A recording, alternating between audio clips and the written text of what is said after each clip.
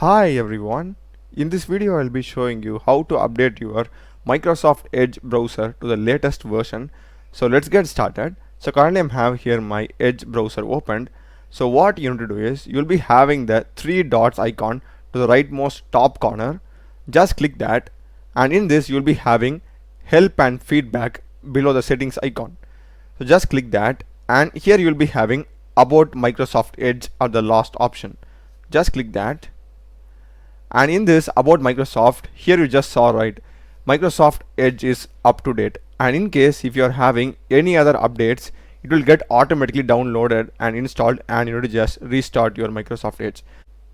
So that's it for this video. Do check the playlist of my channel. I've done many tutorials in C, C++, Chat GPT, 3D animation using Blender, CRUD operations also in databases like MySQL, MongoDB using Spring Boot and Node.js. Subscribe me. Thanks for watching.